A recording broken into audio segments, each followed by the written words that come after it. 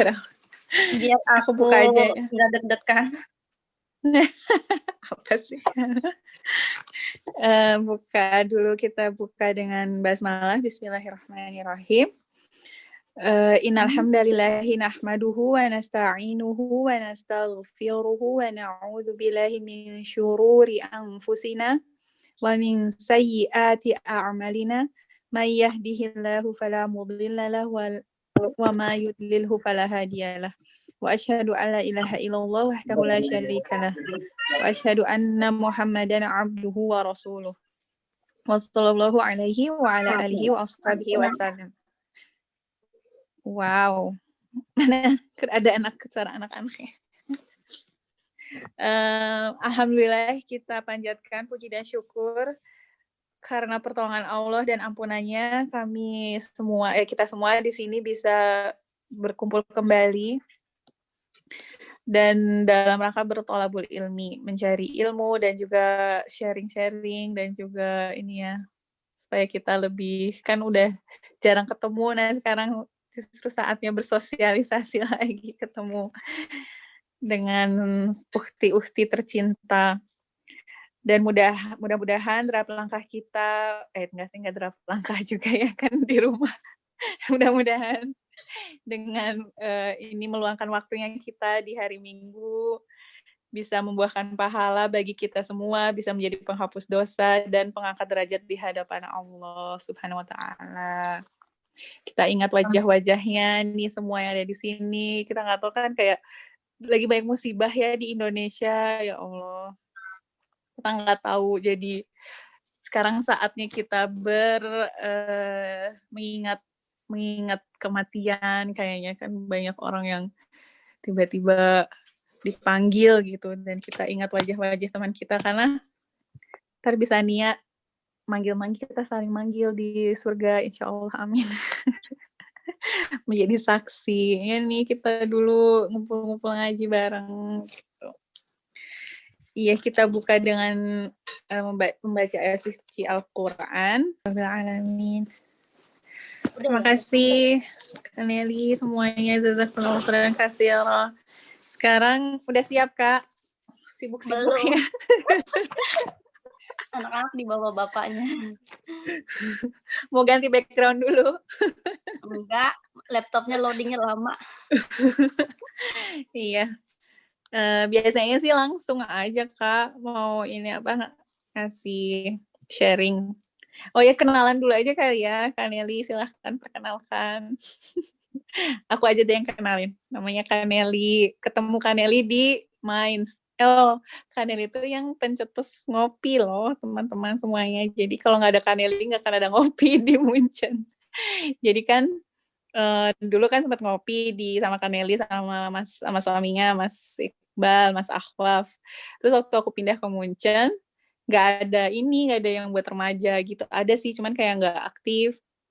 Terus akhirnya aku ke Kak Nelly atau ke Mas Akhlaf gitu, aku bilang, aduh aku kangen ngopi. Terus kata Mas Akhlaf, ya udah bikin aja, atau Kak Nelly yang lupa, pokoknya ada yang bilang bikin aja, nggak usah ada ustaznya pun nggak apa-apa, yang penting ngumpul gitu kan.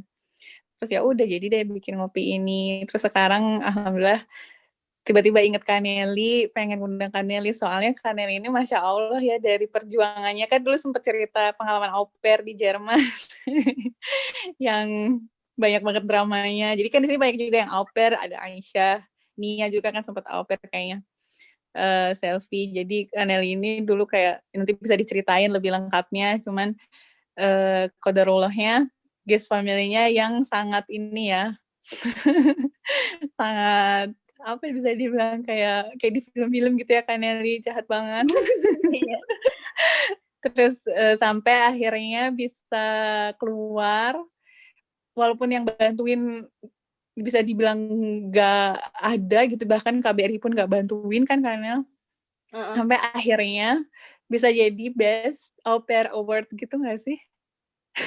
Au Pair of the Year 2010. Au Pair des Jahres ya kan, Masya Allah.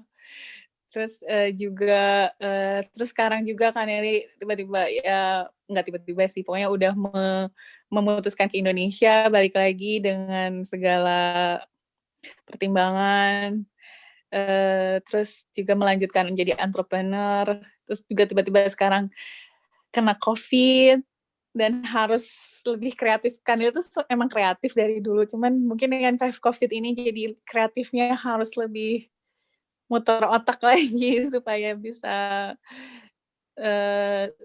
terus berjalan bisnisnya dan iya gitu sih Kanil, dan emang hidup kan ujian ya dimanapun siapapun emang Kanil juga pernah bilang dulu emang kita tuh diuji dengan kekurangan makanan, dengan pasangan, apa itu tuh semua emang ujian. Nah, mungkin di sini karena Kaneli pengalaman hidupnya sangat luar biasa.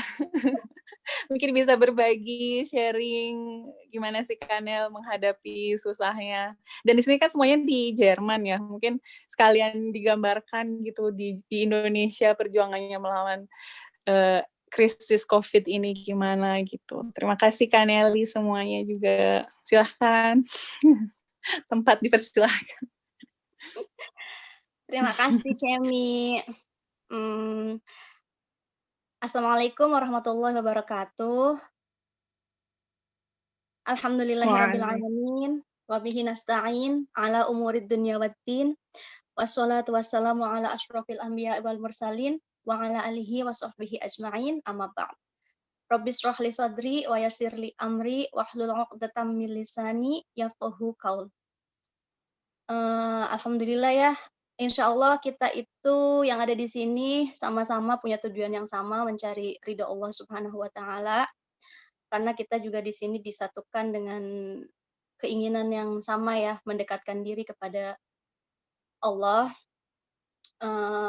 Makasih banget untuk kesempatannya, udah aku tuh bukan ustazah, terus ya pengetahuan agama juga minim. Jadi kita di sini insya Allah sharing-sharing aja. Mungkin karena aku itu ujian hidupnya banyak, makanya di requestnya sama Cemi bertemakan tentang ujian hidup. Jadi memang sampai akhir hayat kita itu nggak akan pernah lolos dari ujian, tapi insya Allah kalau punya triknya bisa lulus. Dalam perjalanan akademisi kita juga pasti banyak struggle-nya ya, banyak kendala-kendala yang ditemui, yang mungkin banyak di antara kita juga yang menyerah, putus asa, terus nanti pada fase kedepannya setelah akademis, habis itu mungkin rumah tangga, kemudian mungkin punya anak dan lain sebagainya. Setelah itu di karir, pasti akan selalu menemui ujian hidup gitu. Tapi ini yang aku sharing ini hanya berdasarkan secara general apa yang aku alami.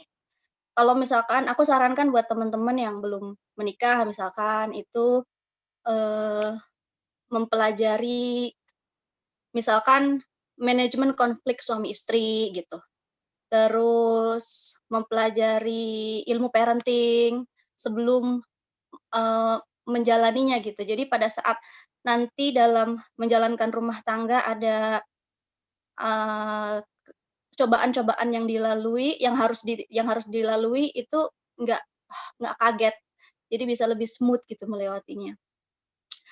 Kemudian apalagi ya? Manajemen emosi kan ada tuh dari banyak pakar-pakarnya yang buku-bukunya juga banyak. Jadi buat bekal kita menjalani nanti gitu. Soalnya ini aku cuman sharing aja apa yang aku iniin. Aku bukan pakarnya. Jadi kalau seperti kata Cemi, aku itu waktu di Jerman ya banyak banget mengalami ujian-ujian hidup. Cuman ini tips aku nomor 1 untuk teman-teman yang mungkin bisa apa ya, ditanamkan gitu dalam diri. Kita pertama menyadari bahwa kita itu nggak akan pernah lolos dari ujian gitu. Bagaimana cara kita menyikapi ujian hidup itu menentukan surga dan nerakanya kita di dunia, bahkan mungkin juga surga dan nerakanya kita di akhirat nanti. Karena ada yang orang mendapatkan ujian, bunuh diri, terus ada yang kehilangan harapan, ada yang sampai kehilangan akal sehat gitu. Tapi Allah sendiri sebenarnya kita harus benar-benar menyadari Allah itu sudah mendeklarasikan di dalam Al-Qur'an di surat Al-Ankabut ayat 2, itu Allah bilang, "Apakah manusia itu mengira bahwa setelah mereka bilang, kami telah beriman sedang mereka tidak diuji lagi," gitu. Jadi itu udah nggak mungkin ya kalau kita bilang kita beriman terus nggak bakal diuji lagi, itu emang udah jelas-jelas Allah juga udah bilang itu nggak mungkin. Terus semakin kita beriman, itu semakin juga ujiannya itu semakin berat. Kayak di hadis Bukhari, ada sahabat yang tanya sama Rasulullah, "Ya Rasulullah, siapa sih orang yang paling berat ujiannya?" Kata Rasulullah, "Para nabi, terus orang-orang yang soleh, terus orang yang memiliki ikatan yang kuat dengan agamanya, itu diuji lebih berat daripada orang yang nggak dalam dengan agamanya." Dan orang yang mukmin itu kata Rasul akan terus-menerus diuji sampai dia berjalan di muka bumi ini tanpa eee, tanpa ada lagi dosa yang dipikulnya gitu. Jadi memang ujian itu ditujukan untuk, membersihkan dosa-dosa kita dan membuat kita dekat dengan Allah Subhanahu wa taala. Jadi semakin kita beriman, itu memang ujiannya semakin berat, udah diiniin ya, udah di-warning ya. Ada dulu teman saya di Jerman, itu dia pakai jilbab, masya Allah bacaan Qur'annya juga bagus, suka dipanggil jadi, qori, kadang-kadang bacain tilawah di acara-acara penting lah gitu. Tiba-tiba dia dapat musibah, di jalan itu dia malam-malam, ditarik jilbabnya sama orang yang rasis mungkin ya. Setelah itu dia trauma, terus memutuskan untuk setelah ditarik dia diludahin. Setelah itu dia memutuskan untuk lepas jilbab dan nggak mau lagi sama sekali pakai jilbab. Terus jadi Allah itu kalau misalkan udah kan hidayah itu kan kita harus pegang kuat-kuat ya. Tapi pada saat Allah lepaskan itu, eee, apa ya, setan itu semakin yang menguasai diri kita itu jadinya malah bisikan-bisikan setan. Jadi setelah lepas jilbabnya malah pacaran dengan orang sana ya, terus habis itu ya kita kita sama-sama tahu ya kalau misalkan pacaran itu nggak boleh. Ya sangat disayangkan gitu. Jadi memang pada saat dia keimanannya semakin tinggi, itu ujiannya pun semakin tinggi. Kemudian tips yang kedua, kita itu harus meyakini janji Allah bahwa Allah itu tidak akan menguji seseorang, membebani seseorang melainkan sesuai dengan kadar kesanggupannya. Jadi semua ujian yang dihadirkan dalam hidup kita, yang ada dalam hidup kita itu pasti udah diukur dengan kemampuan kita untuk menyelesaikannya gitu. Jadi pasti setiap Allah menciptakan masalah, itu juga menciptakan solusinya, bahkan hikmah di balik itunya gitu.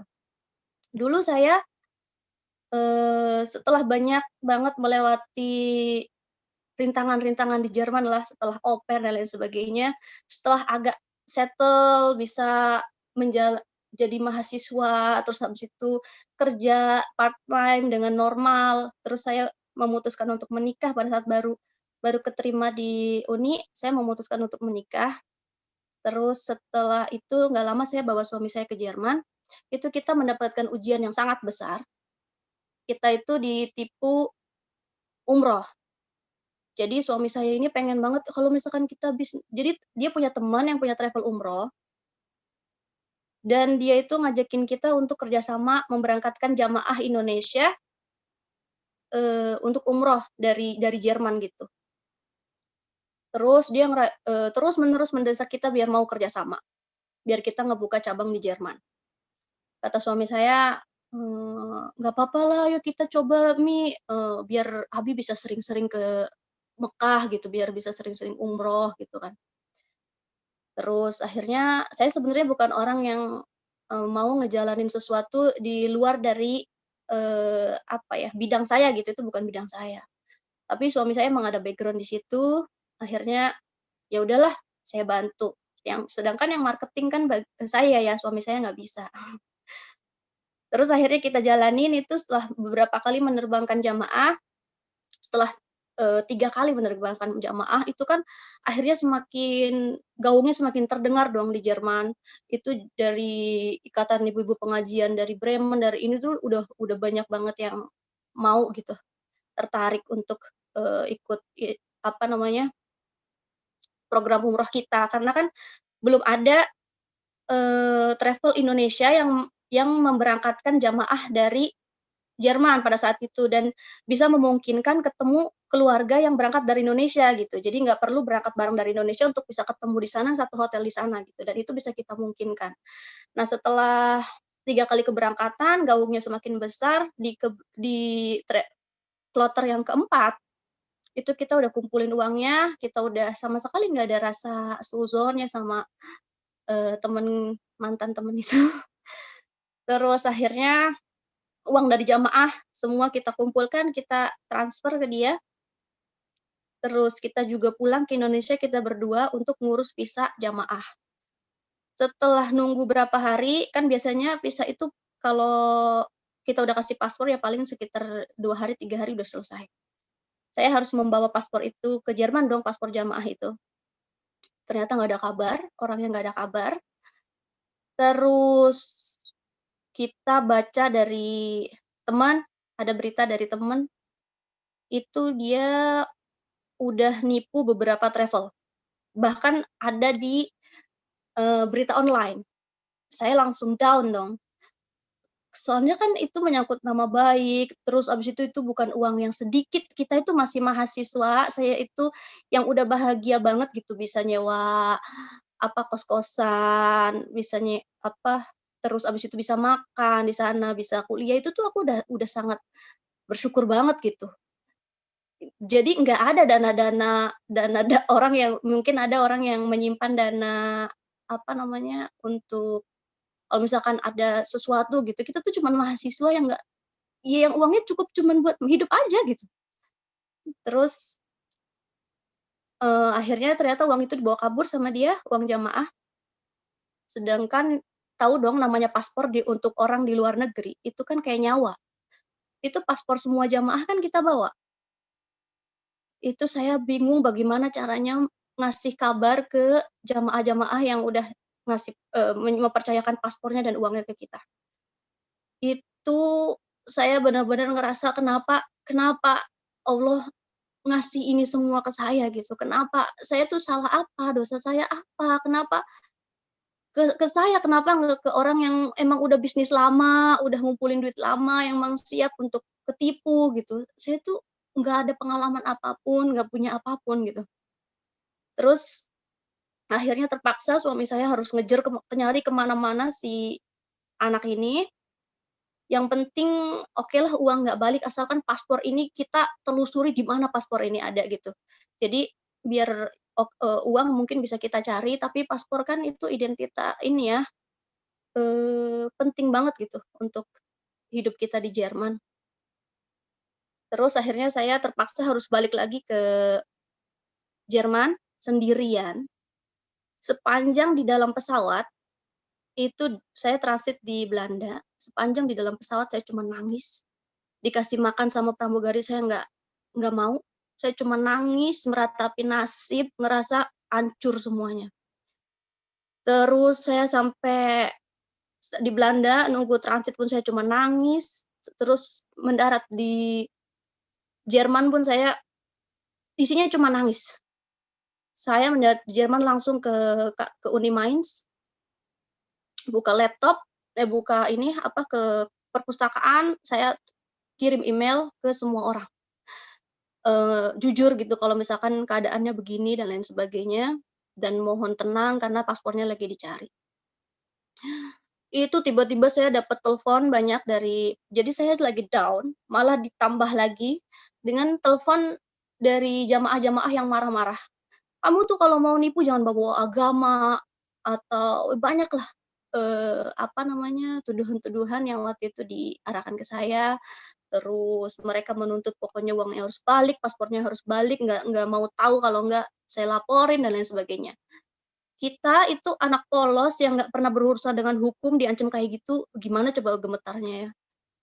Terus itu saya pulang ke Wondong ya, itu cuma nangis, isinya nangis, nggak tahu harus ngapain, mau apa namanya, sholat pun isinya nangis, nggak ada suami juga, suami masih di Indonesia. Terus akhirnya alhamdulillah, paspornya ketemu, bisa terlacak di tempat, travel yang juga ditipu sama dia.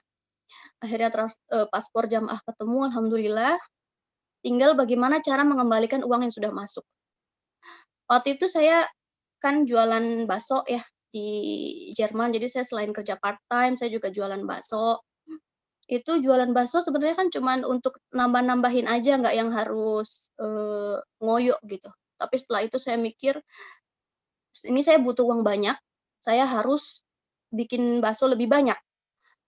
Terus akhirnya,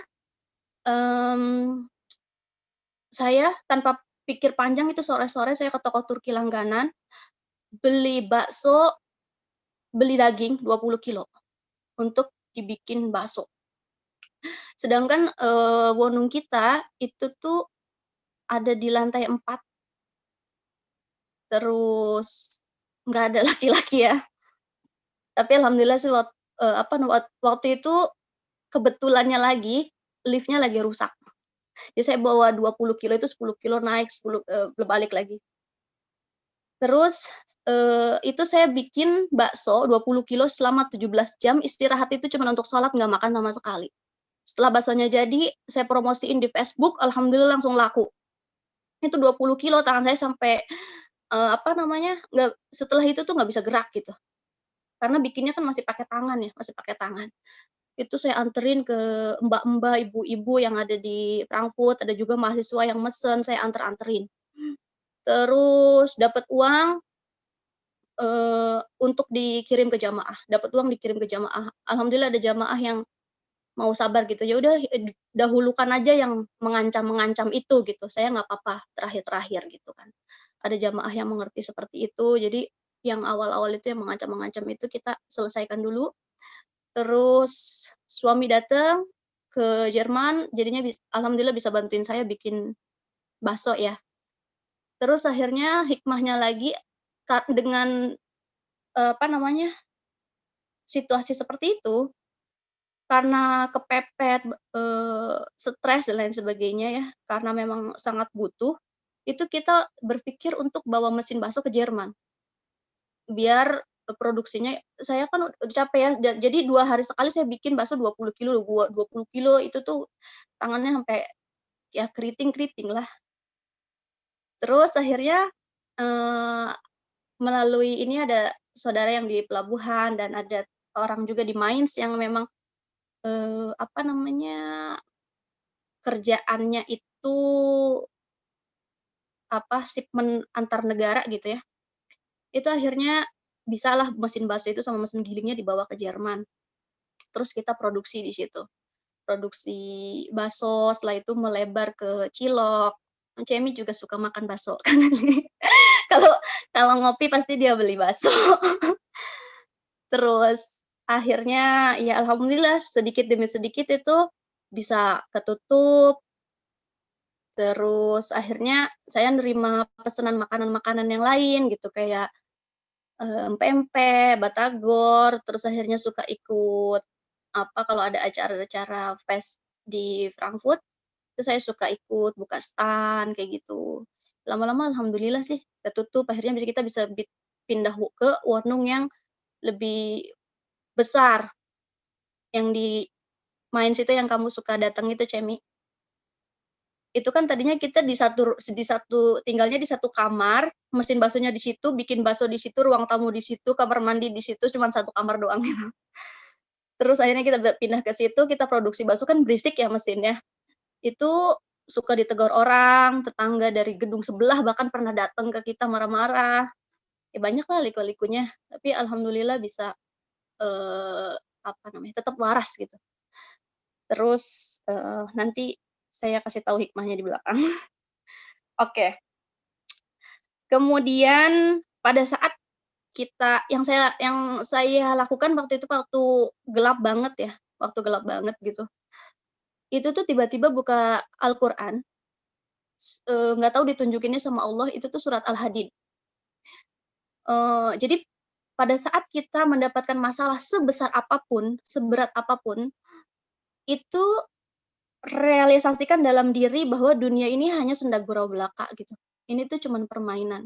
Jadi di surat Al-Hadid itu Allah bilang, dunia ini dunia ini hanyalah senda gurau belaka, tempat, kita itu, apa namanya, tempat perhiasan dan saling berbangga di antara kamu, serta berlomba-lomba dalam kekayaan dan anak keturunan gitu. Jadi pada saat jek masalah datang, kegagalan dan lain sebagainya, itu slow aja, jangan serius-serius amat gitu, jadinya depresi, terus lupa bahwa kita itu hanya makhluk lemah yang, semuanya itu udah diatur sama Allah. Apa yang udah terjadi itu semua atas izin Allah gitu, dan nggak mungkin Allah itu berniat, jahat sama kita, itu nggak mungkin. Oke, kemudian tips yang keempat, jangan pernah bersandar pada manusia. Ali bin Abi Thalib pernah bilang, "Aku sudah pernah merasakan semua kepahitan dalam hidup, dan yang paling pahit adalah berharap pada manusia." Jadi pada saat kita mendapatkan masalah, itu step pertama, itu mengadunya ke Allah dulu. Mengadu ke Allah, cerita, "Ya Allah, saya tuh nggak sanggup, saya tuh nggak kuat, saya tuh ini tolong saya, tolong beri saya solusi," dan lain sebagainya. Jangan yang sering kita lakukan itu pada saat kita mendapatkan ujian, itu kita, langsung curhatnya ke manusia. Dan pada saat manusianya itu bereaksi atau meresponnya tidak sesuai dengan yang kita mau, kita akan kecewa. Bahkan pun kepada orang tua kita, kepada suami atau istri kita, atau sahabat kita, atau saudara kita jangan menggantungkan harapan pada mereka. Karena hidup, mati, dan rezeki mereka pun bergantung pada Allah. Kita nggak bisa menggantungkan hidup kita sama mereka. Kalaupun kita, curhat misalkan sama orang tua atau sama teman, itu niatkan untuk, kita tetap berharap pada Allah, ini hanya bentuk ikhtiar kita karena kita tawakal pada Allah, kita berikhtiar untuk curhat. Tapi apapun hasilnya, itu kita jangan kecewa kalau misalkan mereka me nggak bisa memberikan apa yang kita harapkan. Pun kalau misalkan mereka mampu memberikan, apa yang kita butuhkan, mereka mampu menolong kita. Kita pun jangan mendewakan mereka, menganggap mereka itu sangat berjasa dalam hidup kita, sehingga pada saat naudzubillah min dzalik, misalkan mereka mengajak kita pada hal yang keluar dari syariat kita, "Aduh nggak enak, dia kan dulu pernah menolong saya," gitu. Anggap apa yang datang melalui tangan mereka, pertolongan yang datang melalui tangan mereka, itu adalah bentuk, pertolongan Allah, jembatan dari Allah melalui mereka gitu. Jadi bukan dari mereka, mereka pun itu nggak punya apa-apa sebenarnya. Itu hanya jembatan dari Allah. Pun kalau misalkan kita ada dalam posisi mampu menolong orang, kita mampu menolong orang pada saat orang sedang dalam kesulitan. Kita jangan ngerasa, saya udah berjasa, saya tuh udah jadi orang yang hebat gitu, jadinya pada saat orang itu misalkan lost contact sama kita, cuek sama kita, kita jadinya, kecewa, bilang kacang lupa kulitnya, atau bersuudzon-suudzon yang lain gitu. Jadi, apa yang kita berikan pada orang, bantuan apapun yang kita berikan pada orang, itu hanyalah perantara, kita itu hanya dijadikan perantara sama Allah sebagai jembatan bantuan ke dia gitu. Jadi kita itu nggak bisa apa-apa, menolong orang pun nggak bisa, mendapatkan bantuan pun itu sebenarnya orang itu juga nggak bisa, dia hanya menjadi perantara dari Allah, gitu. Kemudian, tips yang kelima, Jangan berburuk sangka pada Allah. Di dalam Al-Qur'an Allah itu bilang, Allah itu nggak akan menzolimi hambanya. Jadi yang menzolimi hamba itu sendiri ya dia sendiri gitu. Mungkin aja ujian-ujian yang datang pada diri kita itu ditujukan untuk membersihkan dosa-dosa kita atau untuk mengkoreksi apa-apa yang keliru, yang apa namanya, yang keliru yang kita lakukan di masa lalu gitu. Mungkin, ujian saya ditipu waktu itu tuh mungkin karena waktu itu saya fokusnya adalah, "Wih, dapat untungnya gede, banyak gitu, satu orang bisa dapat €100, kalau 2 orang berapa, wih cepet kaya," gitu. Jadi fokusnya itu bukan untuk, melayani tamu-tamu Allah, bukan untuk memfasilitasi orang-orang yang ingin beribadah pada Allah, terus pengen memberikan, apa ya, memberikan kemudahan pada mereka untuk beribadah kayak gitu tuh, fokusnya yang besar banget di kepalanya bukan itu, tapi mungkin pada saat itu yang menguasai diri saya itu uang. Gitu. Jadinya makanya Allah uji seperti itu, biar saya sadar, kamu tuh fokusnya jangan kayak gitu. Mungkin begitu. Dan Allah itu meliputi ruang dan waktu. Allah itu, mengetahui semua yang terjadi di langit dan bumi, bahkan Allah itu tahu daun yang jatuh ke tanah dan itu pun itu atas izin Allah gitu. Jadi kita harus yakini bahwa semua yang terjadi dalam hidup kita, apa yang kita jalani, cobaan yang hadir, itu semua atas izin Allah, ha eee, atas izin Allah terjadi pada kita dan nggak mungkin menimpa kita kalau Allah tidak mengizinkan. Dan oh ya, oleh karena itu, kita wajib pada saat mendapatkan ujian, kita wajib untuk ridho, ridho terhadap ketetapan itu. Jadi jangan suudzon sama Allah. Kita itu kan antara manusia aja kita itu nggak boleh suudzon. Jadi kita pun harus, apa ya, bermuamalah sama Allah pun begitu. Sama sesama manusia aja kita nggak boleh suudzon apalagi sama Allah gitu. Kita itu kan, sebagai umat Islam pasti meyakini rukun iman. Rukun iman yang keenam adalah, beriman kepada qada dan qadar, beriman kepada takdir baik dan takdir buruk. Jadi ridho, pada saat mendapatkan itu kita harus ridho. Ini memang, sudah takdir dari Allah untuk kita gitu dan ini, insya Allah akan ada hikmah yang bisa kita ambil nantinya gitu. Kemudian tips yang keenam, kita harus yakini bahwa semua ciptaan Allah itu tidak ada yang sia-sia. Bahkan nyamuk sekalipun atau atom atau neutron atau virus atau bakteri itu tuh nggak ada yang sia-sia. Semuanya ada manfaatnya, ada tujuannya.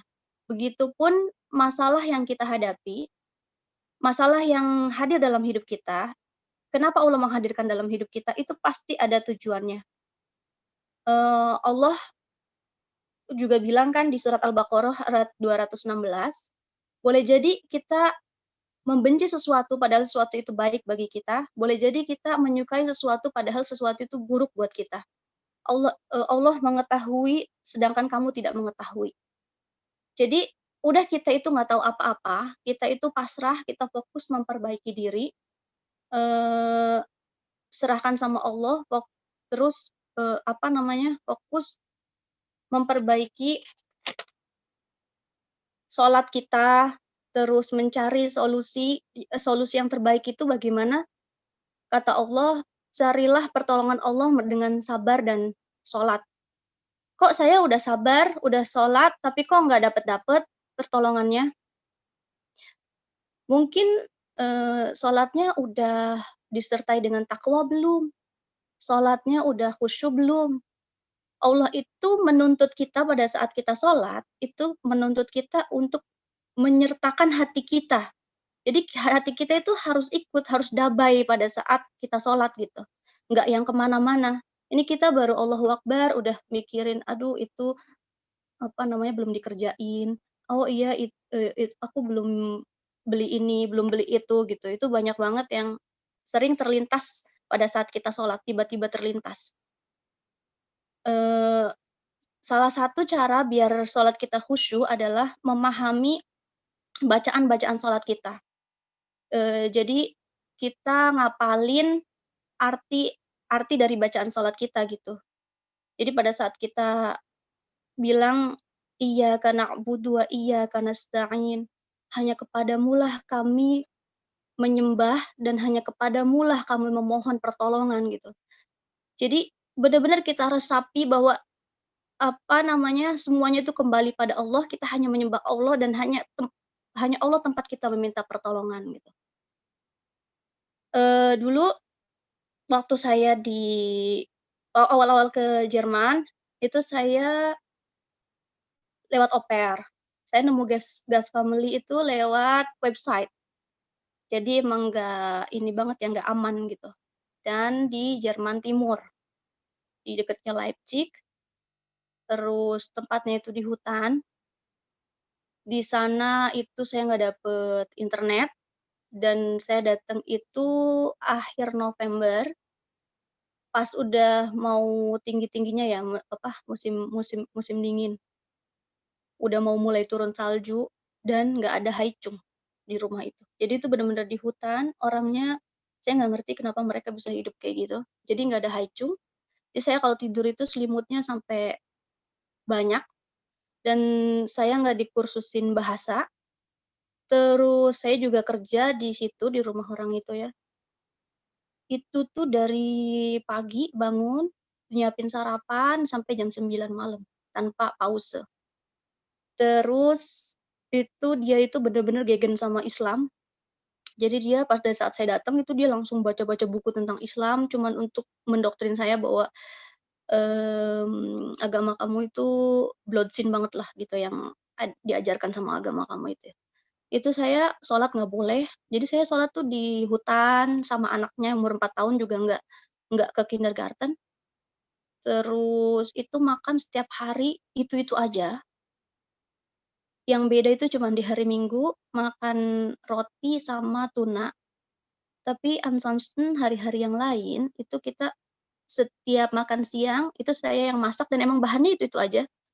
Kartoffel puree sama apa namanya, ini loh, wortel wortel yang cuman dikasih, butter gitu doang. Terus sauerkraut. Udah setiap hari itu. Pagi roti, terus malam roti. Terus saya nggak boleh ngunci kamar. Kata dia, "Kamu kalau misalkan dikunci kamarnya, itu kamu kalau misalkan ada kebakaran atau apa gimana kita bisa nolongin kamu?" Katanya gitu. Jadi saya sama sekali nggak punya privacy, dan itu saya dari Indonesia ya, negara yang, anget gitu, terus harus mandi dengan air yang sangat dingin gitu, terus harus wudu, pokoknya itu 3 bulan yang sangat grausam. Paspor saya ditahan, akhirnya saya setelah 3 bulan saya memutuskan untuk kabur. Eee, Dia tahu sih, itulah kenapa saya juga bisa bawa paspor saya. Saya bilang saya ngerasa nggak bahagia di sini setelah 3 bulan.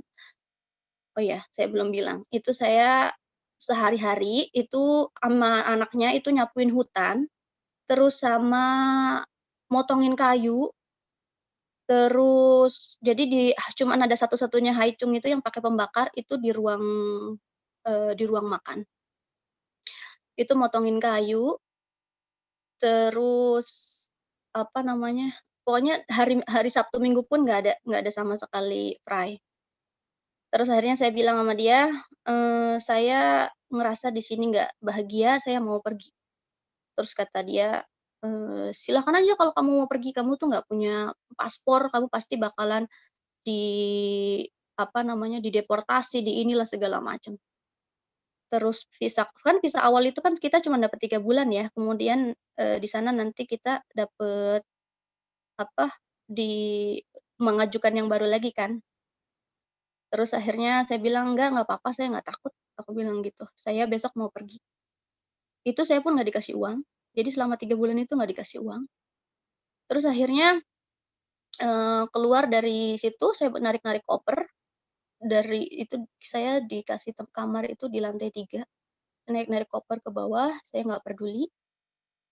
Terus akhirnya dia setelah saya udah jalan agak jauh, mungkin dia ketakutan kali ya, saya dipanggil lagi sama dia, eee, kata dia, "Sini kamu sebelum pergi tanda tanganin ini dulu." Jadi saya suruh tanda tanganin, di situ, eee, di situ tertera, saya Nailul Muna, saya berjanji, saya pergi atas kemauan diri saya sendiri dengan risiko yang akan saya tanggung sendiri dan saya tidak akan menuntut keluarga Bergman, atas apapun yang pernah ada di rumah itu dan lain sebagainya. Ada perjanjian seperti itu yang harus saya tanda tangani.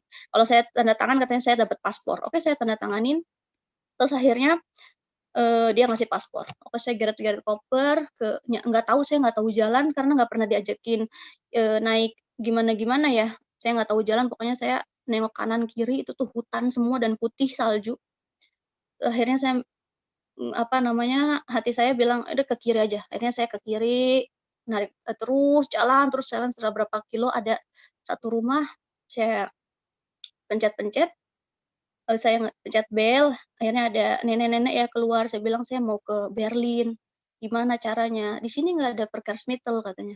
"Di sini tuh nggak ada, apa namanya, kamu tuh kalau misalkan mau taksi atau apa, kamu tuh harus telepon dulu." Akhirnya dibantu sama dia telepon, saya nungguin selama 1 jam. Untungnya waktu saya berangkat dari Indonesia, saya dibawain uang ya €75. Terus, akhirnya, nungguin taksi selama 1 jam di depan rumah ibu itu. Akhirnya saya naik taksi ke stasiun, eee, apa namanya, ke Hauptbahnhof terdekat dari situ. Terus di situ, itu mah, detail-detailnya nggak usah, pokoknya intinya saya nyampe Berlin, kemudian dapat gas family baru. Nah, kenapa kita nggak boleh suudzon sama Allah, itu tuh karena setelah itu saya dapat gas family baru tuh masya Allah baik banget. Jadi, saya itu kerja cuman 5 jam sehari, terus cuman nemenin anak doang, terus saya dikursusin yang intensif, dapat kamar yang gedenya kayak apartemen gitu, ada TV, ada kulkas, ada kamar mandinya, pokoknya satu lantai itu buat saya semualah gitu. Terus ada fasilitas laptopnya juga, dikasih semuanya, internet ada semuanya, saya boleh ngapain aja, boleh kemana aja, bahkan saya disuruh bergaul dan lain sebagainya. Terus saya itu sama sekali nggak megang, suruh masak, suruh bersih-bersih itu nggak sama sekali. Jadi pure main sama anak-anak. Terus, setelah itu, kan dia dapat saya itu melalui agentur. Jadi pada saat di Berlin itu teman saya bantuin saya nyariin gas family baru lewat agentur. Terus si agenturnya ini anggota dari Au Pair Society. Nah, Au Pair Society ini udah sampai ke jadi anggota Au Pair Society agentur-agentur yang ada di Jerman, Swiss, sama Austria gitu. Nah, mereka itu setiap tahun mengadakan Au Pair des Jahres, jadi au pair yang incoming sama outcoming gitu. Jadi au pair yang datang ke Jerman, ke Swiss, atau ke Austria atau au pair yang dari Jerman keluar gitu. Ke Australia atau ke Amerika atau ke Inggris kayak gitu. Dan itu mereka nyuruh kita nulis, menceritakan pengalaman kita sebagai au pair, apa efek positif, dalam hidup kita setelah ikut au pair dan lain sebagainya lah. Saya ceritain tuh pengalaman saya, jadi pengalaman saya di keluarga yang lama gitu. Terus ternyata, cerita saya itu menang, dipilih sama mereka jadi Au Pair des Jahres. Terus akhirnya saya dipanggil ke Berlin, semua tiket, ICE dibayarin, terus ada hotel juga. terus ada dikasih penghargaan sama Menteri Perkembangan. Jadi yang ngasih penghargaan Au Pair Desi Arus itu Menteri Perkembangan waktu itu, namanya Hernibel ya.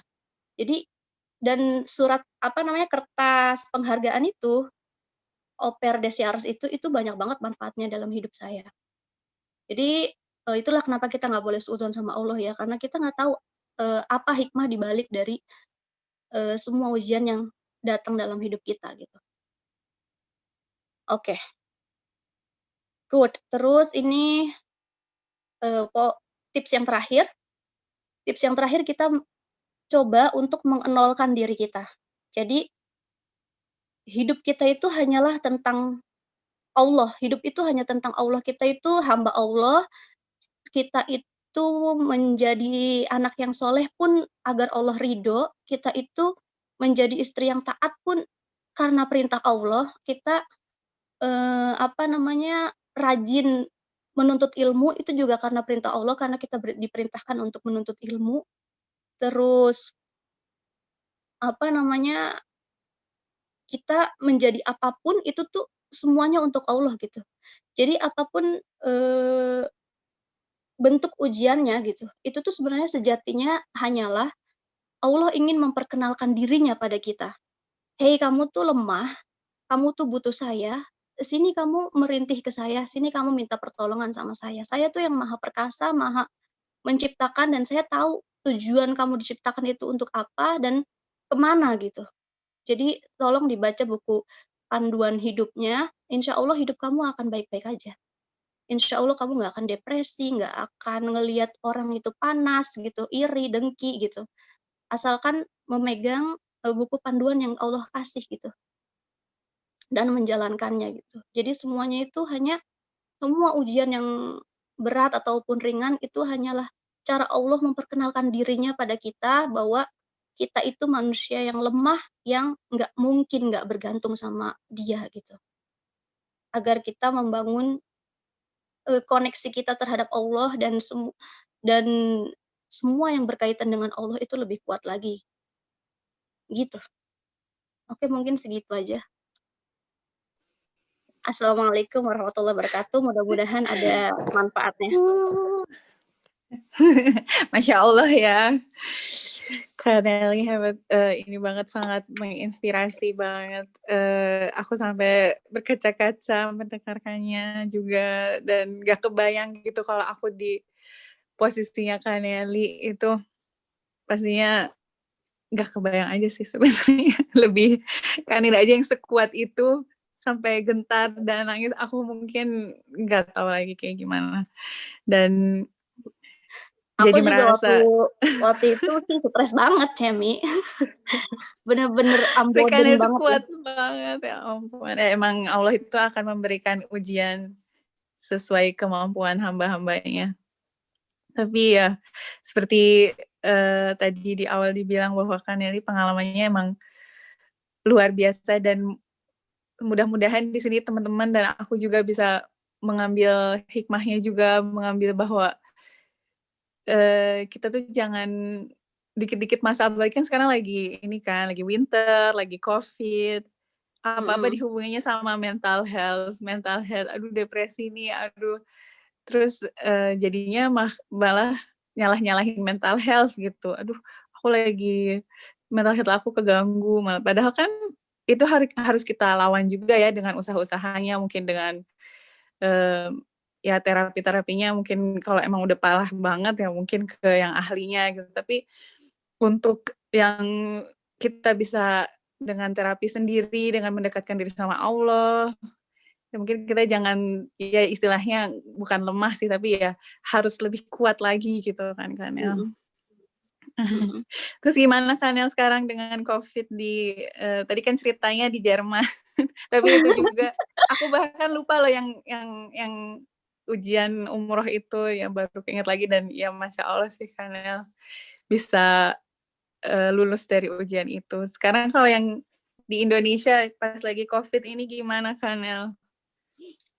Jadi di Indonesia ada yang bilang sama aku, setinggi apapun kamu itu di luar pernah mencetak apapun, pada saat pulang ke Indonesia ya tetap harus memulai dari nol gitu. Dan itu benar. Jadi pulang ke Indonesia tuh bukannya emang kita benar-benar memulai semuanya dari nol. Aku tuh pulang ke Indonesia aku pikir aku mau buka usaha, kita mau buka kafe waktu itu ya. Udah semua, uang yang tabungan yang kita punya tuh dikerahkan ke situ. Jadi aku kan waktu di Jerman sempet itu juga, sempet, belajar jadi koki di hotel di Frankfurt, terus emang aku suka masak, terus ya udahlah, mumpung belum punya anak gitu, mau buka usaha. Jadi kafenya aku bisa fokus ke kafe. Akhirnya kita buka kafe, kita nyewa ruko mahal, terus habis itu beli bangku-bangku dan sebagainya. Udah habis banyak, tiba-tiba hamil. Tadinya waktu di Jerman pun aku sebenarnya nggak pakai apa-apa ya, tapi nggak dikasih gitu, belum dikasih sama Allah pas nyampe Indonesia baru 1 bulanan ya, 1 bulan lebih lah hamil. Akhirnya nggak bisa fokus dong ngurusin kafe, sedangkan nggak bisa uang sewa itu diambil lagi, terus semuanya barang-barang dibalikin lagi gitu. Terus akhirnya pada saat hamil itu aku nggak punya uang sama sekali. Suamiku kan juga ke sini itu harus merintis ya, jadi dia belum kerja, belum apa, belum ada penghasilan, kita masih numpang di rumah mertua waktu itu. Terus untuk beli popok bayi aja nggak ada, beli baju bayi nggak ada. Terus sedih banget lah waktu hamil anak pertama itu. Anak pertama kan kita pengen memberikan yang terbaik ya. Aku juga mikir kalau aku stres nanti berpengaruh ke bayinya gitu. Tapi kan sedih ya ngelihat kafe kita nggak jalan, terus barang-barang nggak berfungsi gitu, terus nggak ada pemasukan, terus ya akhirnya tapi, udah pasrah sama Allah jadi udah biasa dengan hal-hal yang mengejutkan seperti itu udah biasa. Jadi udah, aku tetap fokus sama kehamilan, berusaha sebaik mungkin memberikan asupan yang terbaik buat anak. Terus pas anak saya lahir itu Masya Allah nggak nyangka sampai saya nangis berhari-hari. Anak lahir itu, ya Allah banyak banyak banget orang ngasih hadiah yang saya pun nggak kenal gitu. Ngasih hadiah yang kita butuhin gitu dari popok, dari baju, segala macam kebutuhan yang bahkan cukup untuk setahun. Aku nggak kenal teman-teman kakak ipar, adik ipar, terus saudara-saudara yang kita pun sebenarnya nggak deket-deket amat gitu, banyak banget yang ngasih hadiah. Bahkan teman-teman dari Jerman, Cemi juga dateng waktu itu. Teman-teman dari Jerman tuh banyak banget yang dateng, terus ngasih hadiah gitu. Ya Allah, nggak ada kekurangan sama sekali. Setelah itu suamiku, alhamdulillah dari situ tuh pas dia benar-benar memutuskan untuk menjadi karyawannya Allah ya, terjun ke masyarakat untuk, berdakwah gitu, itu banyak banget dibukakan pintu-pintu rezeki, pintu-pintu yang berkah lah. Jadi dia mulai ngajar, mulai apa namanya,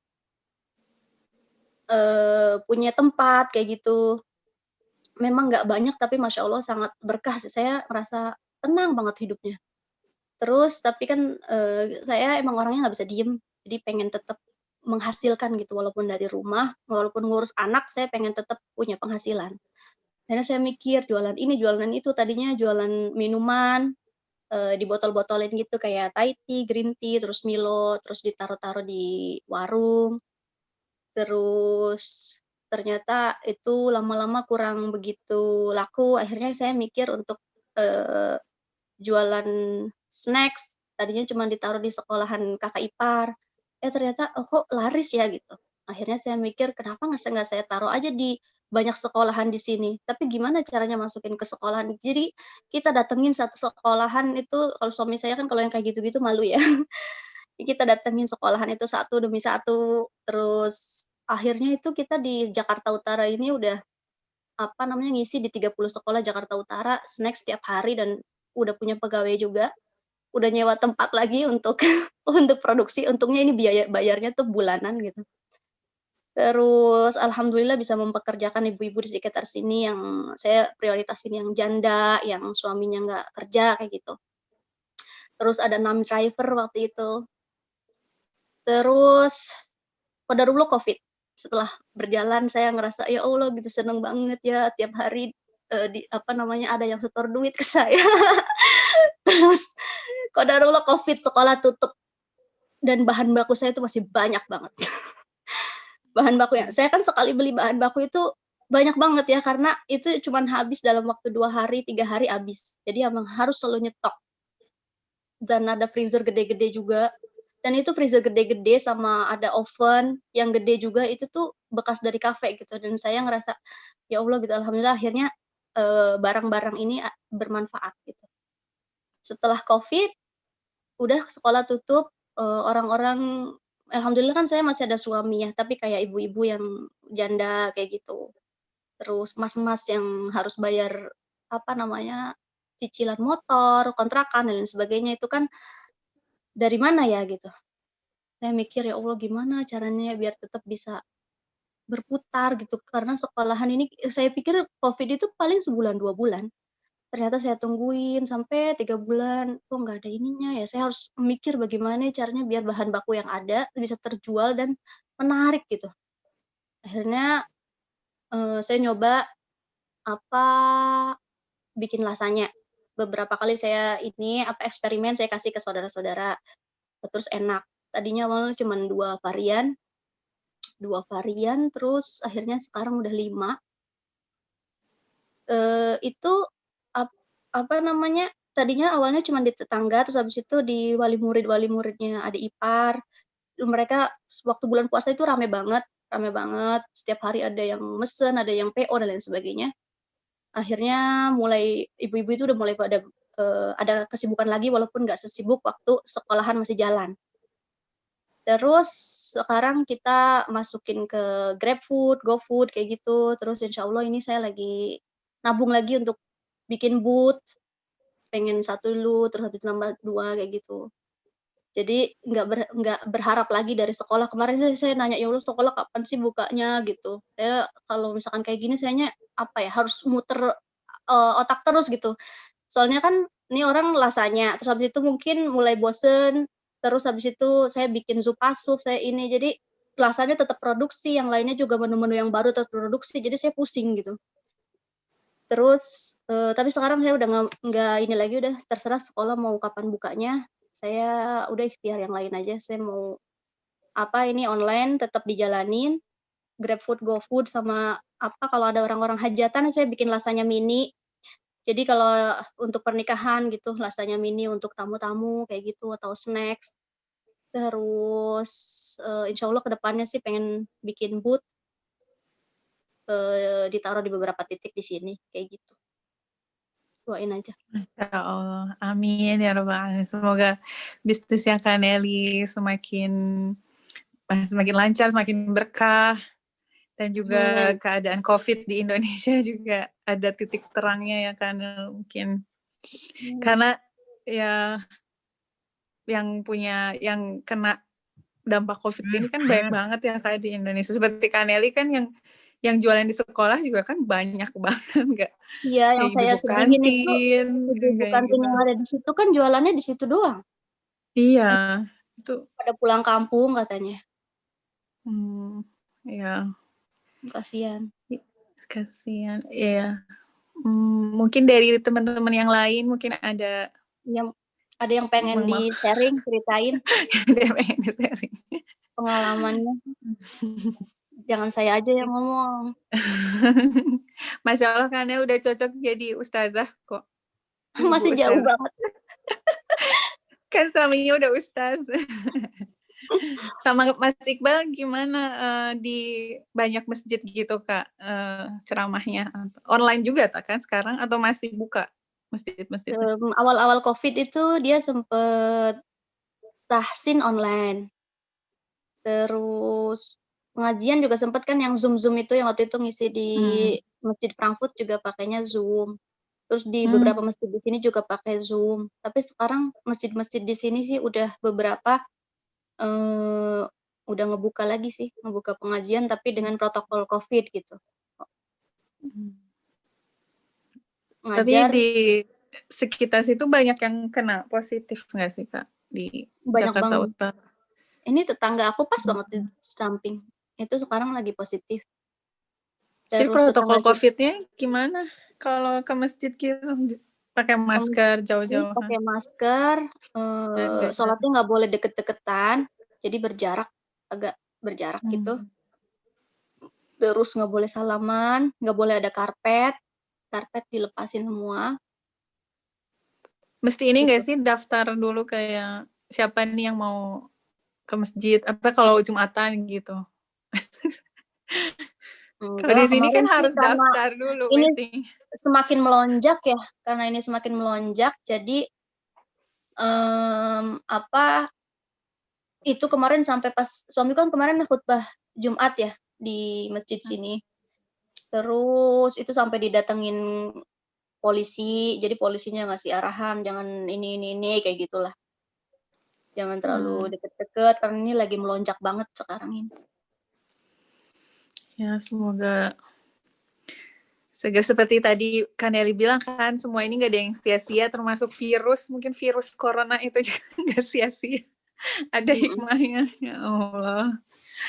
Terus udah kalau di sini malah ini Kak, ada yang post COVID lah. Jadi yang ternyata yang pernah COVID dan nggak ngerasa kan ada yang tanpa gejala gitu. Itu pun ada multi system inflammatory ininya. Jadi bisa sakit setelah COVID gitu, setelah positif. Dan jadi waktu sakit pas kan nggak tahu ya karena penyakit baru, dokter di sini ada yang bilang yang meningitis lah apa, pas ternyata itu post COVID gitu. Taunya dari dia udah punya antibody COVID, berarti kan dia sebelumnya udah pernah COVID gitu. Terus juga ada mutasi, jadi si Mama Merkel ini dia mau buka ini lagi, lockdown yang diperketat lagi gitu Kak. Jadi ya nggak tahu deh, apalagi di Jerman tuh kan angkanya Kalian naik-naik mau terus. ini nggak, mau apa namanya, udah di mana-mana udah mulai vaksin ya? Halo. Musa ya. Pasti kita halo Aunty. Halo, selamat. Kannst du auch Deutsch sprechen? Kannst du Deutsch sprechen? Hallo. Schatzi. Halo. Wie alt bist du? Wie alt bist du? Schatz. 3. 3, Masya Allah, pinter. Musa bisa bahasa Arab juga ya? Insya Allah gitu. Bahasa Inggris, Masya Allah. Soalnya. Iya gitu Kak, apa tadi? Vaksin. Ini sih sedikit-sedikit dari yang apa ya? Mungkin ada yang bisa jawab. Selfie tuh kan di Alte Pflege bukan sih? Udah dapet vaksin belum? Enggak teh, aku nggak di Alten Pflege, aku masih Ausbildung. So, iya, udah ya. Iya, katanya yang di Alte Pflege dulu. Kaneli di sana jam berapa? Ganggu nggak nih? Bisa sampai jam berapa? Nggak tahu, ini bentar aku lihat dulu. Jam 5:30. Oh ya udah. Maaf ya. Di sini soalnya jam 11:30. Iya. Yang melihat bongbong. Iya, silahkan nih, ada Teh Desi, ada Mbak Ica, ada Nia. Mungkin ada yang mau ditanyakan atau di-sharing. Sebelum mungkin 20 menit lagi aja kali ya, Kak. Kan mau sholat maghrib. Bentar lagi maghrib. Silahkan yang pengen cerita. Yang mau curhat? Cerita. Curhat dong, Ma.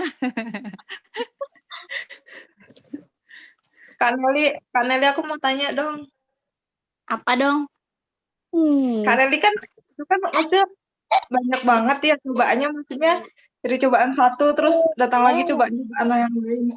Gimana sih caranya Kak Nelly kayak bisa bangkit? Ya kan tadi kayak apakah emang kita harus kayak selalu emang harus selalu ingat Allah, tapi kan kadang-kadang kan kita kayak lagi down gitu kan Kak.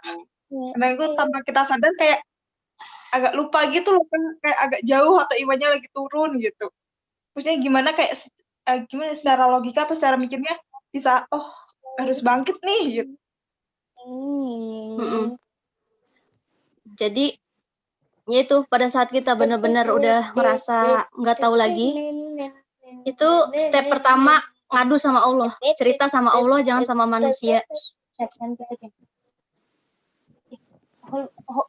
Auf bonbon mit Abi. Gansport gitu ya, Gansport.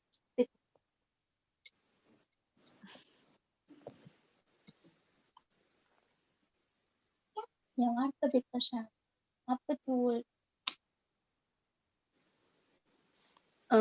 Ya jadi pertama kita itu curhat, nangis segala macam. Kita kan sebagai sebagai manusia itu pada saat mendapatkan musibah pasti responnya itu nangis, kaget, terus ya kayak gitu meratap gitu kan. Itu meratapnya udah sama Allah aja, meratap sama Allah, terus habis itu sholat, minta pertolongan Allah, terus yaitu memperbaiki sholatnya dengan menghafalkan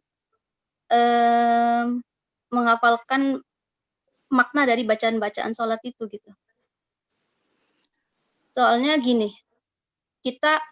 aku mikirnya gini ya, pada saat kita mendapatkan ujian, kita itu pasti akan takut sama resiko atau dampak dari ujian yang kita hadapi itu. Nanti begini, nanti begitu, nanti ini, nanti itu. Saya takutnya ini saya misalkan image-nya jadi jelek, atau saya jadi jatuh miskin, atau saya takut dihina orang, takut gagal dan lain sebagainya. Itu kan pasti ada kekhawatiran yang belum Syats. Bayi Ende. Bentar ya, selfie. Aku mau ngambil bongbong dulu. Iya, iya. Lucu banget ya.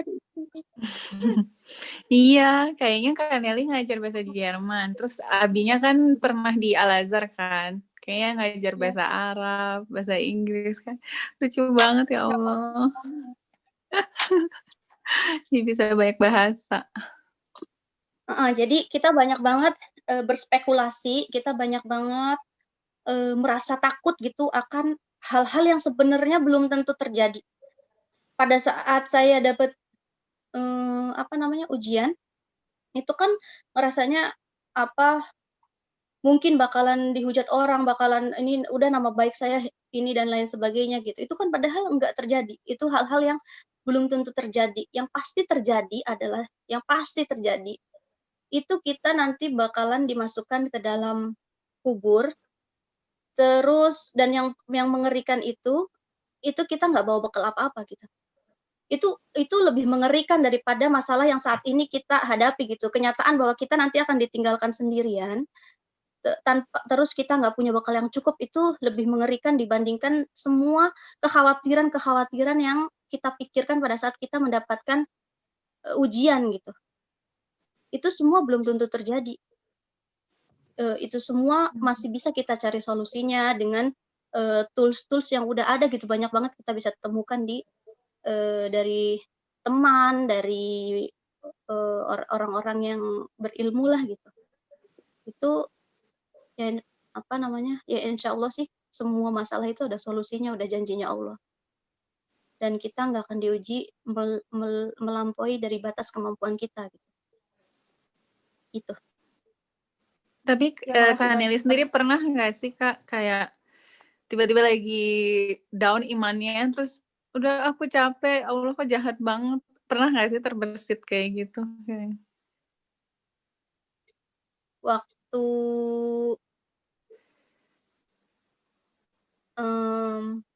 enggak sih, maksudnya kayak malah jadi nyalahin suudzon sama Allah gitu tuh. Mungkin kalau teriak-teriak ke Allah iya, tapi kalau ini enggak. Aku waktu ketipu itu kalau misalkan lagi datang nih stresnya, itu yang aku pukul-pukul suamiku. Terus tapi alhamdulillah suamiku tuh selalu ngingetin, udah kita itu ini sedang diminta untuk lebih taat melalui ujian ini.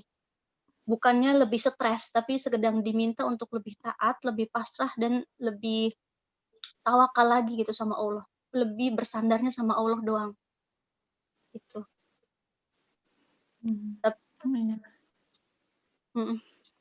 Iya. Soalnya kan kita kan ya di mana-mana kan ada ya Kak kayak pengajian, kajian. Sebenarnya kita udah tahu gitu step by step-nya, misalnya ini kita nggak boleh kayak gini, tapi sebagai manusia kadang nggak kekontrol gitu Kak. Jadi tetap aja kayak tetap marah-marah ke suami misalnya tetap.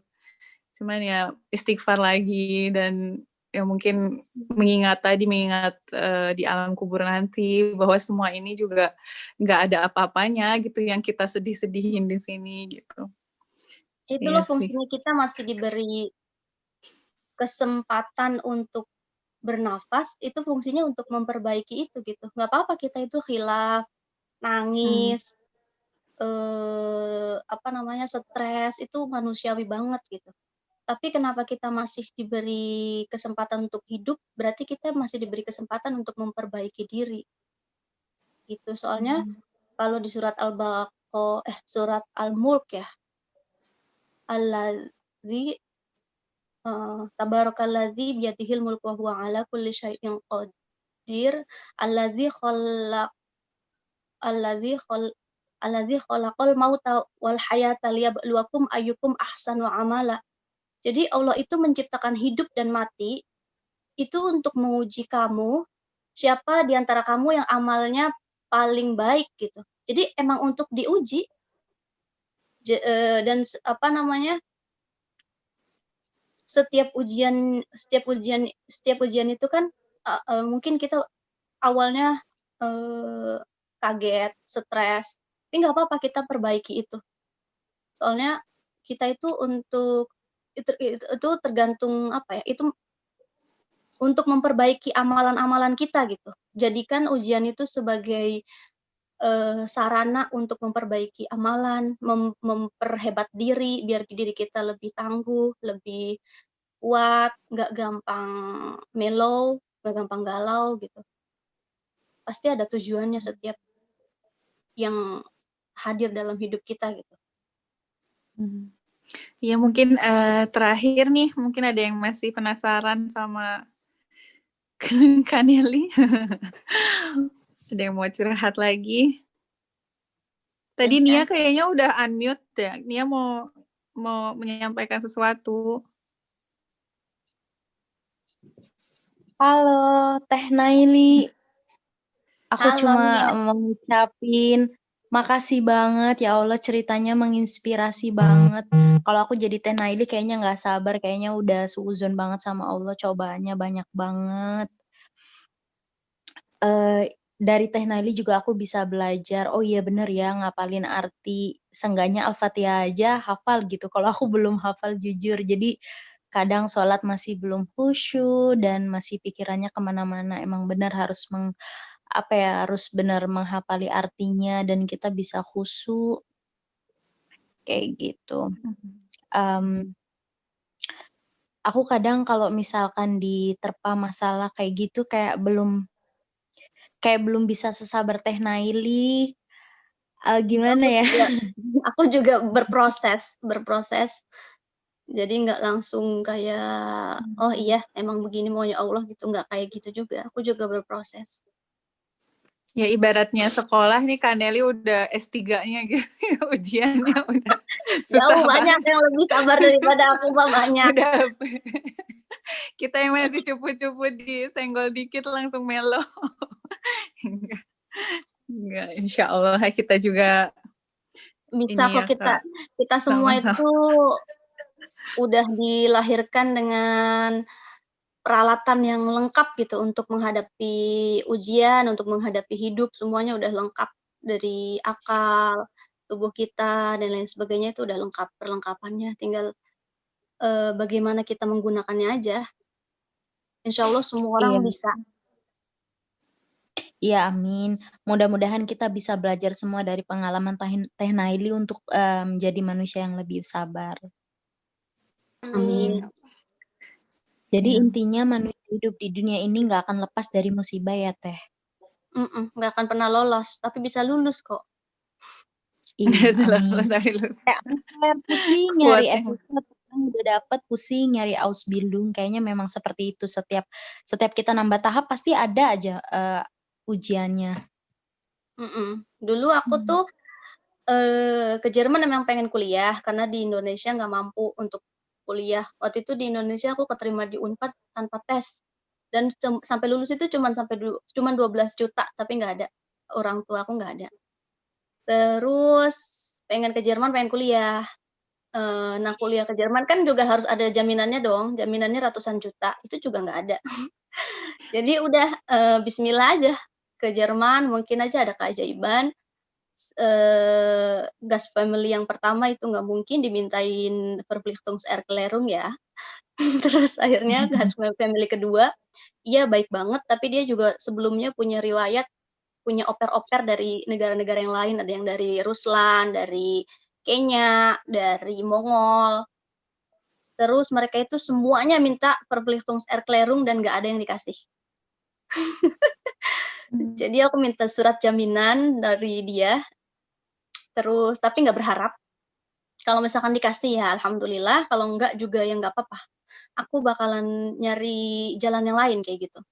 Jadi dari awal aku datang ke sana setelah 3 bulan, itu kan udah kursus tuh aku udah langsung ngambil sertifikat B2 waktu itu di Bonn. Terus abis itu langsung nyari-nyari tahu gitu. Padahal belum pasti nih ada Verpflichtungserklärungnya apa enggak, apa ada uang jaminannya apa enggak, tapi udah dipersiapkan aja dulu. Terus aku ngomong ke dia setelah 6 bulan di situ, aku tuh pengen kuliah. Nah, kuliahnya kalau orang asing itu syaratnya begini. Boleh nggak kalau misalkan kamu ini tolong ngasih saya surat jaminan cuman buat visa doang, tapi nanti saya janji kalau keluar dari sini, walaupun dapat surat jaminan dari kamu, saya nggak akan pernah ngerepotin kamu lagi gitu. Nah, surat jaminan ini tuh kamu berarti bertanggung jawab buat saya, ini resikonya ini, aku kasih tahu gitu kan. Terus dia akhirnya, udah saya overlay-kan dulu ya, kata dia. Akhirnya dia diskusi sama suaminya, ternyata jawabannya enggak. Saya di depan dia bilangnya enggak, oh ya udah nggak apa-apa, saya bisa ngerti. Tapi di kamar saya nangis. Terus akhirnya saya mikir, kan selama di situ saya kenal, itu kan di Wiesbaden ya, tetangganya orang-orang kaya semua. Terus saya mikir selama di situ itu kenal beberapa orang yang cukup dekat gitu sama tetangga belakang, tetangga ini. Saya nyoba mau nanya satu persatu dari satu jalan ini yang saya kenal berapa orang, terus satu jalan ini berapa orang, saya list, mungkin saya bakalan nanya pokoknya satu persatu sampai dapat. Belum saya lakuin, tiba-tiba 2 hari kemudian dia tuh ngomong, Nelly, ya udah deh, nggak apa-apa kita kasih kamu Verpflichtungserklärung katanya, nggak ada ruginya sih ngasih kamu, kata dia gitu. Tiba-tiba aja. Padahal saya udah dari awal emang udah saya minta kalau misalkan dia kasih ya syukur, kalau nggak juga nggak apa-apa. Jadi nggak berharap besar banget gitu, walaupun agak sedikit kecewa. Ya gitu.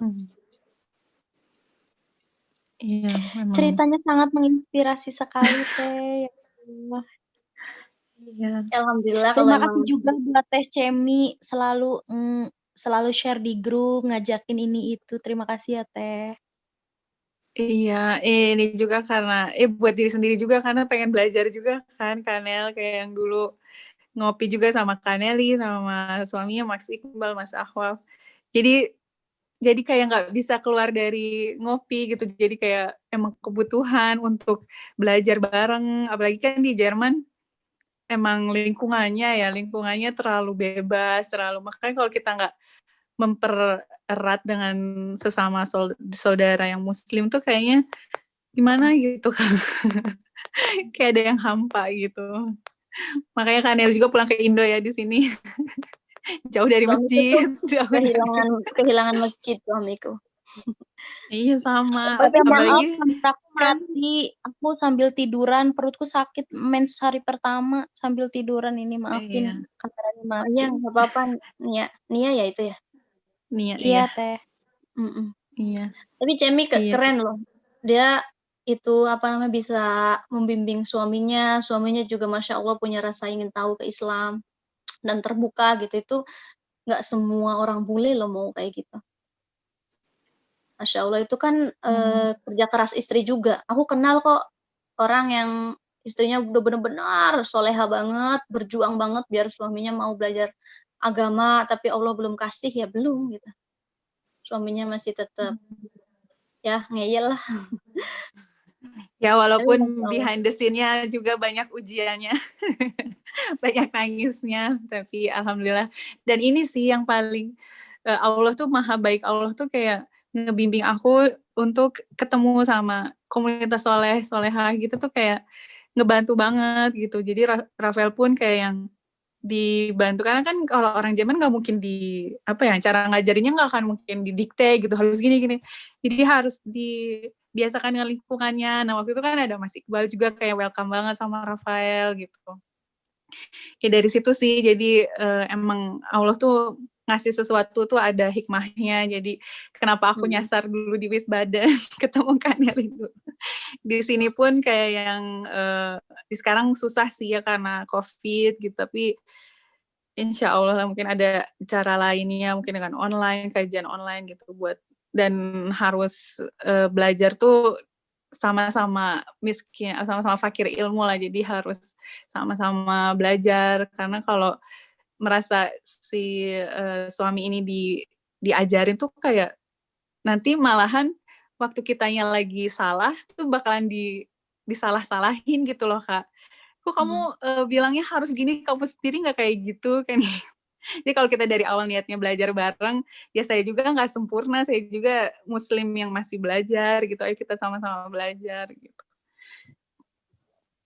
Iya Kak Nelly, kayaknya kalau udah nggak ada lagi yang mau ditanyakan, Kak Nelly makasih banyak ya, semoga Kak Nelly nggak kapok di pengajian kecil-kecilan ini. Sama-sama. Banyak banget yang bisa diambil ilmunya, iya. Sampai merinding-merinding, berkaca-kaca, kalau bisa standing ovation. Karena bukan, ya masalahnya besar gitu, Kak. Tapi karena itu dengan caranya bisa melalui semuanya itu yang benar-benar ini sih, Kak. Hebat banget, kayak salut. Masya Allah. Nah itu juga karena Allah. Tapi aku kan bikin bakso 20 kilo pakai tangan itu sambil masukin baksonya ke dalam itu panci itu sambil nangis. Ya Allah, aku nggak kuat, ya Allah, nggak kuat. Nangis, isinya nangis ya, sampai matanya juga bengkak. Iya, tapi Kak Nelly jadi ini nggak sih kayak ada trauma-trauma gitu, kayak udah jadi nggak mau buka bisnis umroh lagi misalnya, atau lihat-lihat jadi lebih hati-hati aja kayak ngambil. Lebih hati-hati aja sih. Cuman kalau trauma sih nggak boleh ya. Lebih hati-hati aja. Iya, mudah-mudahan kedepannya bisnisnya semakin berkembang, apapun itu dikasih jalannya sama Allah, karena Amin. Kaneli ini sih tidak ada tidak ada hasil yang menyalahi usahanya, yang mengkhianati usahanya ya. Mungkin ada hasil yang insya Allah jauh lebih besar lagi gitu buat Kaneli dan keluarga. Mungkin nggak sekarang, tapi ya nggak langsung, tapi insya Allah. Ya udah, kalau udah selesai, Kaneli juga udah mau ini ya, masuk waktu maghrib. Kaneli mau nutup dengan doa. Enggak, kamu aja doakan kami Kaneli. Doakan kami. Kita berdoa robitoh aja ya, doa pengikat hati. Jadi kita sambil membayangkan saudara-saudara kita yang kita cintai gitu. Semoga kita hatinya dikumpulkan gitu. Allahumma ya. Kita bisa nggak berdoa juga buat kayak, kan di Indo lagi banyak musibah banget tuh loh Teh. Oh iya Kanel. Coba kirim Al-Fatihah. Kanel doakan. Semua aja. Aku dari tadi ngomong mulu. Atau ada yang lain mau volunteer? Aisyah mau mendoa. Aisyah dari tadi diam aja, Aisyah. Iya Aisyah. Saya yang amin-amin aja. Aisyah ayo. Aku speechless dari apa. Ayo karena kan Kaneli di Indonesia dong. Kaneli lebih sinyalnya lebih kuat. aja. Ya gimana deh. Teh Desi dan Mbak Ica mungkin lagi sibuk ngurusin. Oh iya, Teh Desi ini seperti ibu kami. Jadi beliau ini anaknya sebenarnya udah udah kayak seumuran ya Teh ya. Tapi Masya Allah semangatnya buat ini ngaji bareng kita. Mbak Ica juga udah punya ilmunya anak. TK. Iya. Teh Desi Ilmunya satu patah dua masih patah TK kata saya dong. mah. Hah? Satu patah dua patah. Oh, makasih banyak Kak Nelly, Masya Allah ceritanya kuat banget. Ya, sama-sama Teh Desi. Salam By the kenal way, tadi dari mau saya. salam kenal. Sempat ya kepikiran gimana ya? Ya pernah juga sih ya ada, ya namanya juga orang hidup pasti punya banyak masalah ya diuji gitu. Terus ya betul juga sih kadang kalau aku pas lagi diuji, terus kadang bingung pengen cerita ya setidaknya ya sama seseorang curhat gitu. Tapi kadang nggak yakin apa nanti gimana dampaknya, mungkin negatif atau malah jadi kan orang biasanya kalau diceritain suka ada ngasih masukan ini gitu ya. Kadang wah ntar malah takutnya masukannya itu jadi gimana ya nggak searah atau malah kurang baik. At the end kalau aku punya masalah besar ya memang seringnya cuma curhat ke Allah ya. Dan itu kayaknya gimana ya, jadi malah lebih lega gitu. Terus akhirnya buntutnya kita kayak berserah diri bener-bener gitu. Ini memang udah jadi kehendaknya gitu. Tapi ya begitulah ya kalau itu pengalaman aku. Tapi kalau ujian yang seberat Kak Nelly kayaknya masih jauh karena memang saya juga baru belajar Kak. Saya mah masih jauh sama yang teteh-teteh yang di grup ini. Saya mah baru Saya juga kalau mulai. disuruh milih mah nggak mau dikasih kayak gitu. Kan Sayangnya nggak boleh milih. Karena ini pohonnya udah tinggi, jadi ya itu ujiannya udah sampai meliung-liung begitu katanya. Semakin kuat imannya, semakin kuat anginnya. Ya udah, makasih banyak ya Kak Nelly, jazakillahu khairan buat sharingnya. Iya, Teh Desi sama-sama.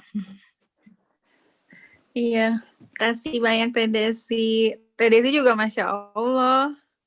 Teh Desi kan juga aktif ngaji sama ibu-ibu, sama muda-mudi. Jadi ya sama-sama Teh Desi kita. Apalagi kalau di Jerman kan sama siapa aja sih sebenarnya bisa belajar, apalagi nggak bisa milih-milih di sini. Milih-milih sih, cuman kalau udah ada yang soleh tuh kayaknya ya udah harus dideketin daripada iman kitanya semakin jauh dari Allah jadinya. Jadi apalagi kan yang ibu-ibu juga kayaknya lagi kurang aktif ya sekarang buat ketemuannya. Jadi welcome banget Teh Desi di sini. Kalau Teh Desi betah, alhamdulillah.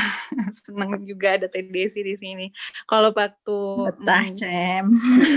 offline juga makanya nimbrung ya, terus, nimbrung anak muda, malu sendiri kadang. Kalau kopdar sih enak ke Teh Desi ya, banyak dimasakin.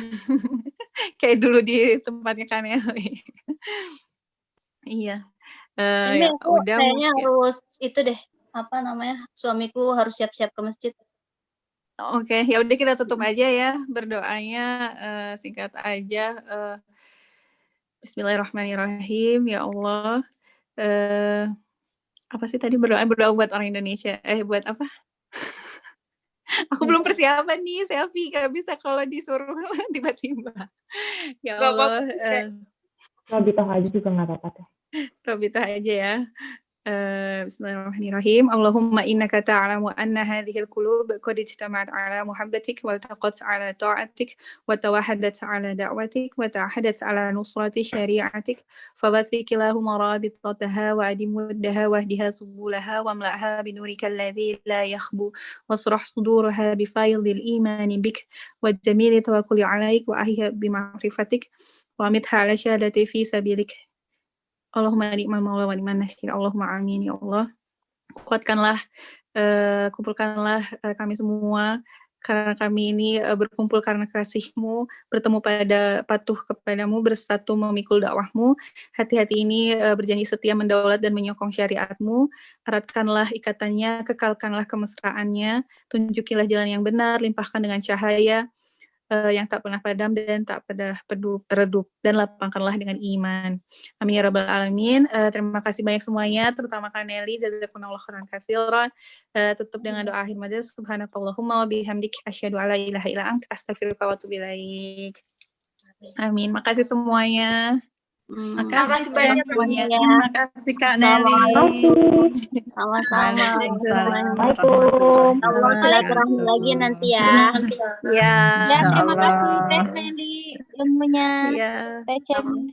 Dadah. Assalamualaikum. Teh Cemi ditunggu rangkumannya. Oh iya. Assalamualaikum. Assalamualaikum.